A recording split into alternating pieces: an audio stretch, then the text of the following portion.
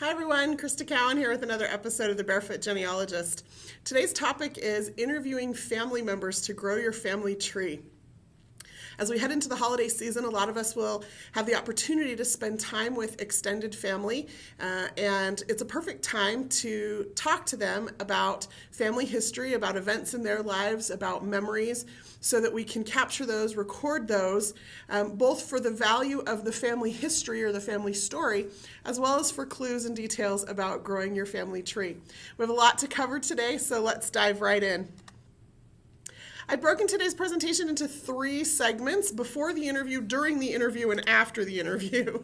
Now, there is quite a few things you need to do before the interview, and so let's run through those first.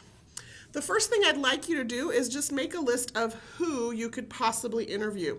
You can even do that right now as we're talking together. Make a list of just any family members you could think of. Of course, we automatically go to the oldest living family members. And if you are that person, don't discount that there are others in your same generation or even a generation younger than you that you could also interview. I enjoy asking questions of my nephews, even though they're very young. It's a fresh perspective. I ask them what they know or what they remember about a specific event or family person in the family. Also, make sure to include family members from both sides of your family. In a lot of families, we tend to be closer with one side of our family or the other. But even if you've been estranged for a while, this is a perfect opportunity to reach out and reconnect with other family members of the other side of the family. Also recognize that you may have family members that you've never met that you could interview.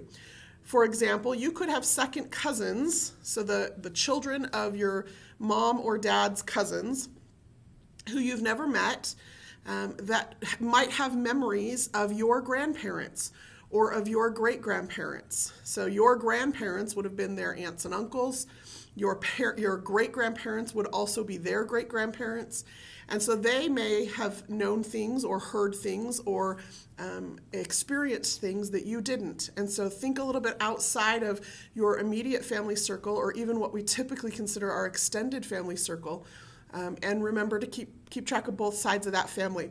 Now, hopefully you've already started a list. If it's a mental list, I would encourage you to write it down. Sometimes we have these thoughts come to us as we listen to learning opportunities like this, and then by the time it's over, those thoughts are gone. So I encourage you to grab a piece of paper and start jotting down some notes or some of those names that are coming to you. As you look at each of those names that are emerging on this list of people you could interview, you need to make a decision about whether it'll be formal or informal. Now, of course, when I interview my nephews, it's very informal. It's usually when we're out to dinner or engaged in some kind of other family activity. Usually it's the same situation when I talk to my mom. We're sitting down over dinner or we're having a phone conversation and I think about a few questions I want to ask her. And so it becomes a very casual conversation, but she knows me well enough to know that a lot of times I'll be recording those details, as she tells the story of how she and my father met, or as she talks about her memories of her aunts and uncles or her cousins. Those become very casual conversations, but they're still very important to family history. If it's going to be a more formal setting, that's fine. You just need to recognize that that's what it's going to be, and then make the decision about whether you're going to sit down with one or more people at a time. Sometimes if we sit down one-on-one, different things come out than if we sit down with a group of people. If I'm sitting in a room with my grandmother and my father and his sisters, and I throw a question out there, I get all sorts of different perspectives because they, of course, all view life and their experiences, even the same experiences, from different points of view. And I love that. I love that opportunity to get that really full perspective of an event or a memory. It also, when you interview more than one person at a time, I've discovered that they tend to feed off of each other. They tend to spark one another's memories. And, oh, do you remember this? Or do you remember that person? And what about this? And all of a sudden, they're helping each other to recall those memories. And so group settings, if it's not too many people and it doesn't get too out of control, can be really beneficial to helping recall some of those events and people and places. Even dates, I find they tend to be a little bit more accurate when more than one person is involved in the interview. However, there is a benefit for sitting down one-on-one with somebody as well, to get information specifically about them and their lives, and to really be a little bit more intimate with them in that experience. So make that decision. Are you going to do this around the living room after Thanksgiving dinner with a group of people, or is this going to be something that you're going to pull grandma aside and sit down with her one-on-one to have this conversation? Still, before the interview, you need to make decisions about how and where you're going to conduct that interview. It kind of goes along with what we were just talking about, but there are other options. In person would be fabulous, but we don't always have that option available to us. You can interview people by phone. There is absolutely nothing wrong with that. You can get some really great information. My parents live in a different state than I live in. My grandmother lives in another different state. I have a brother and his wife that live across the country and have lived overseas for the past several years. So sometimes that's the only option that you have. And that's okay. You can interview by phone. You can also interview via mail or email. You can send a list of questions and ask for a response.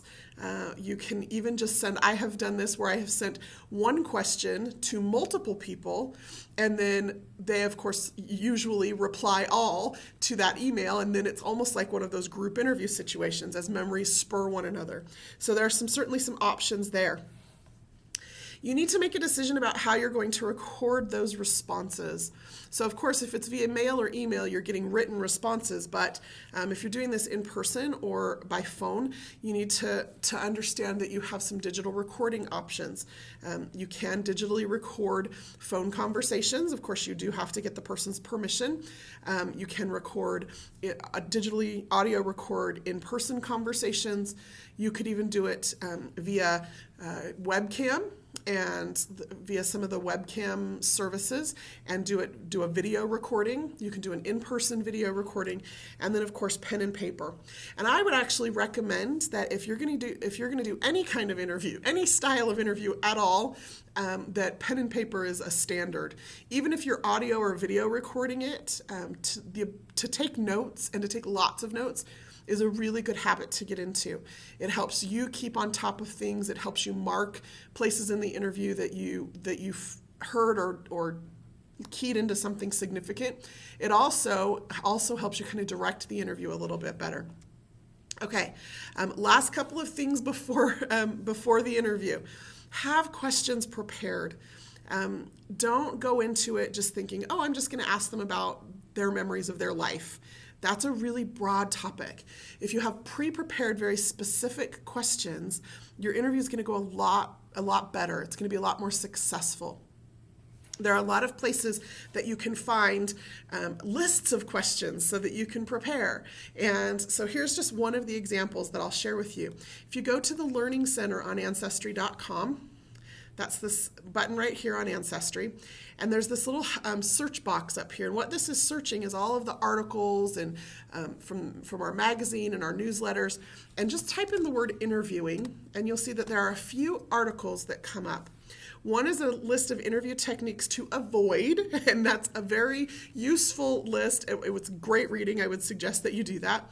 One is just a tip about using photos to jog memories. We'll talk about that in a minute.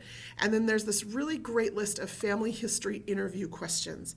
It's just this complete list of, it's just a top of the mind list of questions that you can ask. So I would recommend that you go through that.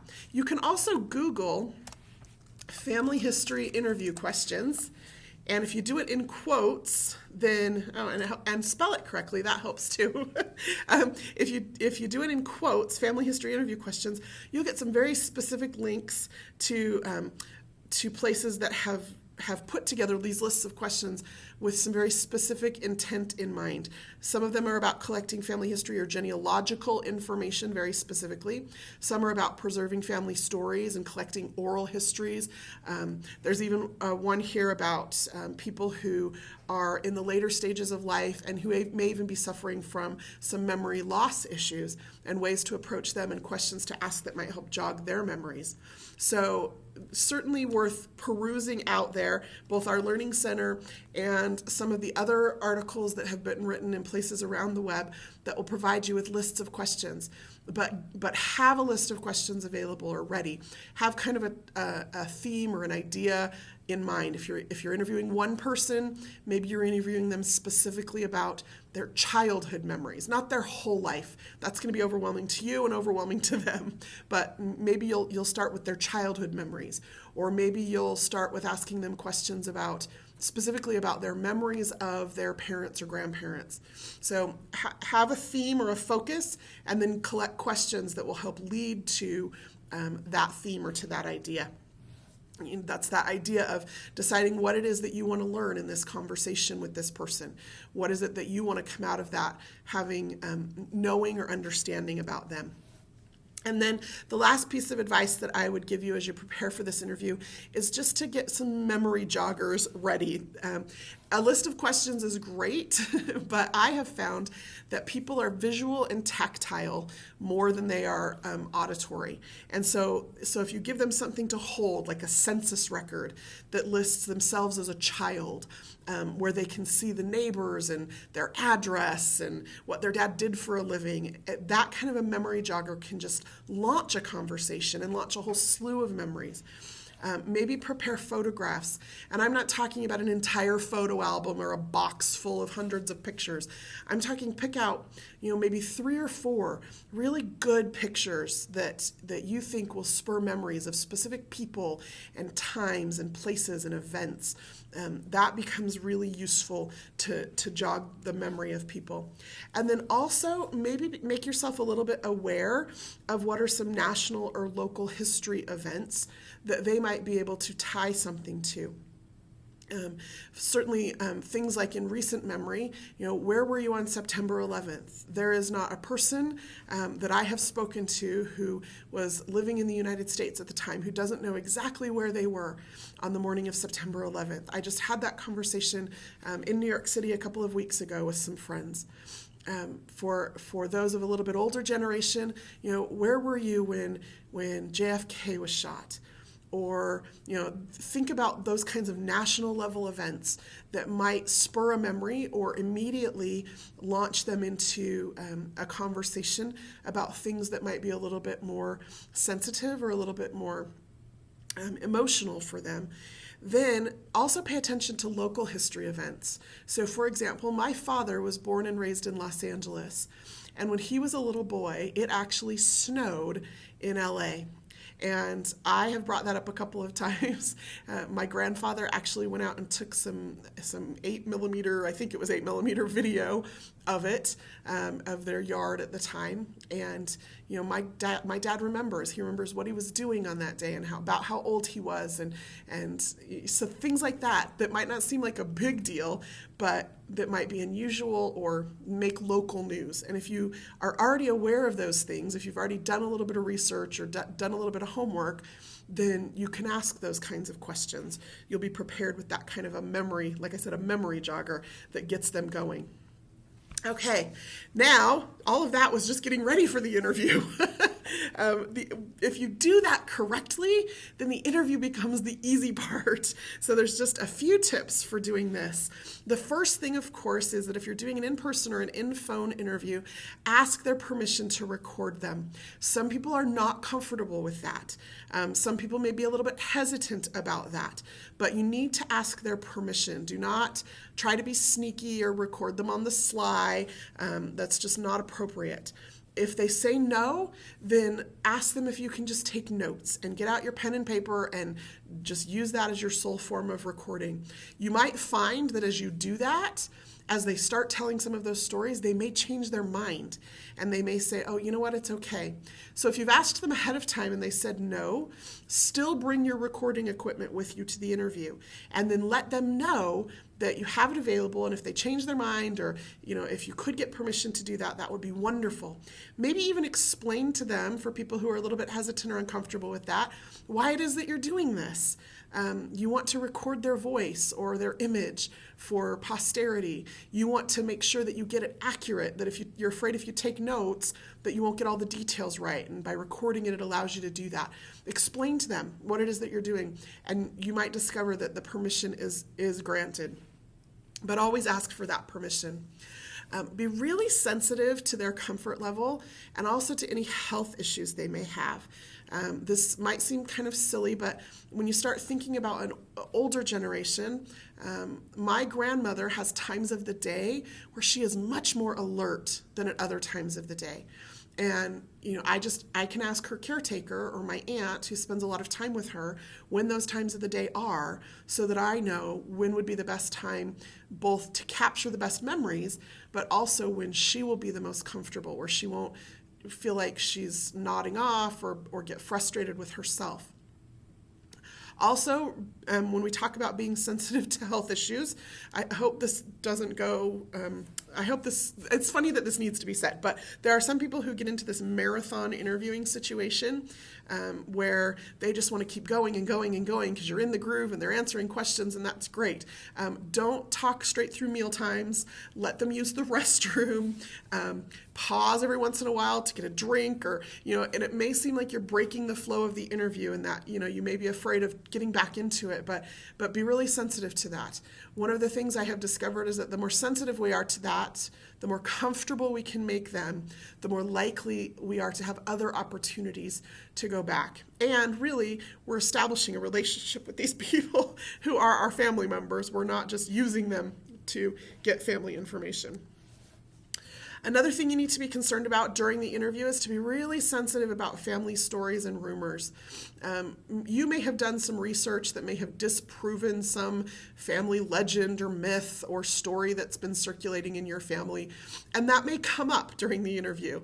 Your great aunt may say, "Oh, you know what? We're descended from a Cherokee princess," or my grandfather, they changed his name at Ellis Island, or whatever the family story may be that you may have already disproven in your family history research.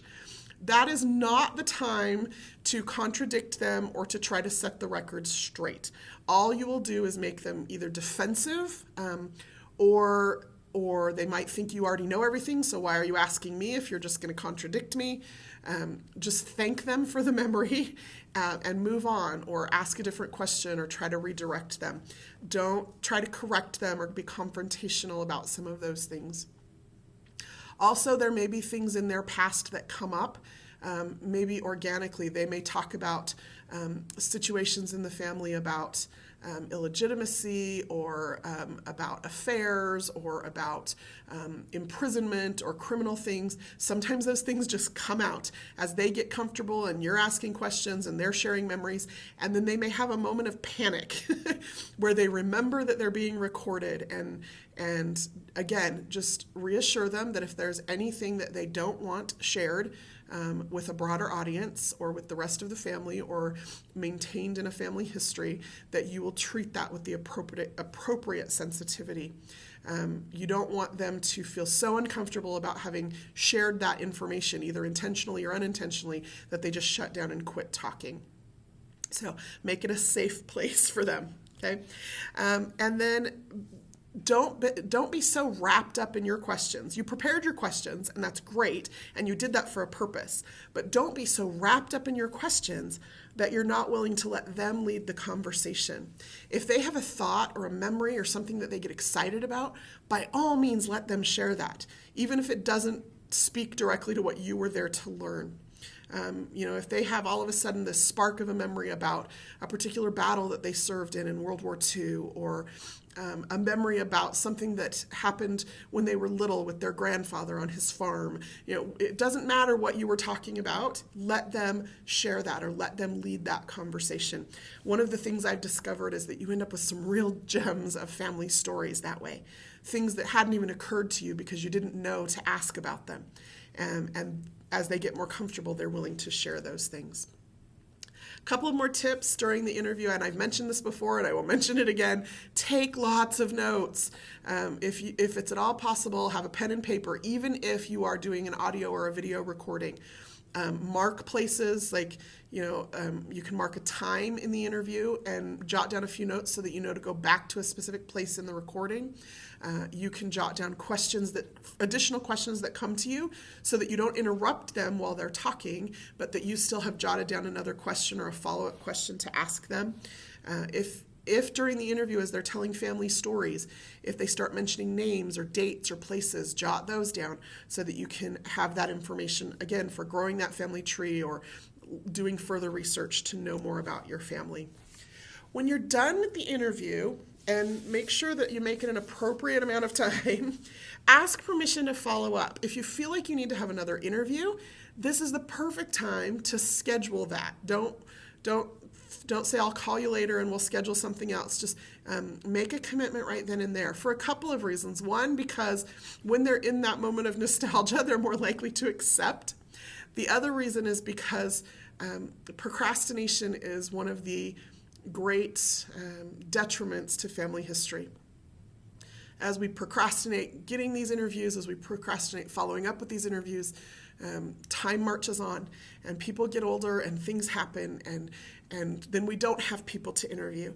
And that's heartbreaking in some cases where family members are gone and sometimes they're the only ones who had the information that we needed, or we lose those stories or we lose those pieces of our family history. One of the things that I am so grateful for, and Thanksgiving time seems an appropriate time to express that gratitude. And I'm sorry, I'm getting a little choked up about this, but my grandmother turned 90 years old this year. And I am so grateful that even in her advanced age and her sometimes diminished mental capacity, that she still feels so compelled to share her family stories, the stories about herself and her life and her parents and their lives. And I try to spend as much time as possible with her. As I mentioned, she lives in another state, but I try to visit her at least every other month or so if I can. And I'm so grateful that I've done that I have those stories, that I've captured those memories, that I've captured her voice and on audio, and that I've taken video of her, and that I've written down some of her stories, and that every time I go back, sometimes she'll tell the exact same story, and sometimes I know it by heart, and I can kind of prod her along if her memory starts to fail. So just don't procrastinate those interviews or those follow-ups, because you just never know what can happen. And then be sure to thank them. Again, these are our family members. Whether you know them well or not, they are still family. They're still blood, and they're still taking time out of their lives to share these things with you. And express that gratitude to them. Not only because it might help future relationships or future opportunities to get more information out of them, but just for the simple fact that they deserve that gratitude for taking the time to share these things with you. Now, the last thing we're going to cover in just a couple of quick minutes is what to do after the interview. You may have gotten the interview and gotten great information and think, woohoo, I'm done, and you're not done. So, just a couple of things. First of all, if you have done a digital audio or a video recording, make a copy. You do not want that one little audio tape, and I have a couple of these still that I need to convert, one of those one little audio tapes with my great uncle's voice on it, and I hit play, and all of a sudden I'm a 12-year-old girl again listening to my great uncle talk about our family history. Make copies of those, both for the sake of changing technology and for the sake of any kind of natural disaster or technological disaster that might cause you to lose that information. And then keep that copy or multiple copies in safe locations. Maybe upload them to the cloud, send a copy to another family member, whatever. Just make sure there's more than one copy of that. Also, do not waste time doing this while your memory is still fresh, having been in the interview, having taken the notes you took, having the recording available to you. Extract whatever pertinent family history information that has come out. If your great aunt all of a sudden shared the name of her grandparents and you didn't know that her grandfather went by a specific name and she called him something, get that into the family tree. If she recalls that she was 7 years old when her grandmother passed away, now all of a sudden you have a death date or an approximate death date. Get that into the family tree. All of that kind of information. You know, if your second cousin gave you the name of her children and grandchildren and when and where they were born, get that into the family tree for a couple of reasons. One, because again, it's another record of the family information. And also because the quicker you get it into the family tree, the quicker those hints start popping up that could lead to additional information about the family as you tell your family story. So lots of things to do. And then the final thing, you've said thank you in person. I would also recommend, especially if it is a family member you don't know well or you do not have a very close relationship, that there is nothing that beats a handwritten thank you note. Just thank them for their time. Thank them for their stories. Maybe you could even, as part of that thank you, send them an invitation to your online tree that they can come and view it and maybe even invite them to send you any corrections if you got any information incorrect. I have done that with one of my second cousins, where she provided me with some information about some of the siblings and kids and grandkids in her branch of the family, and I put them all into my tree, and then I sent her a link so that she could view that. And within just a day or two, she had sent me another email saying, oh, I forgot these two children and I got this date wrong and you need to correct this place because my sister's little boy was actually born here, not there. And all of a sudden she was helping me again to tell more of the family story, or to make sure that that genealogical record was more accurate. So send that thank you note as a follow-up, always to express your gratitude and to maintain that relationship so that you might have additional information.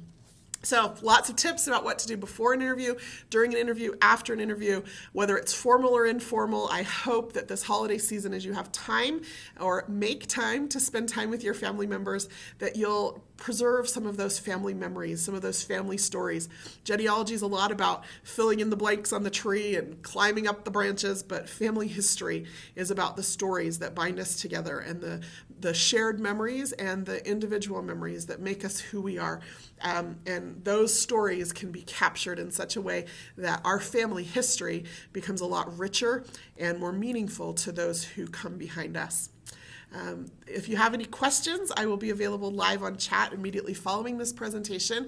If you're watching an archived version of this on YouTube, feel free to leave a comment. I do monitor those and will answer as appropriate. If you have any suggestions for future topics you'd like to see addressed in any of our live stream broadcasts, please contact me at ask@ancestry.com with those ideas, suggestions, research challenges, and we'll build our December schedule from that information. Until next time, this is Crista Cowan. Have fun climbing your family tree.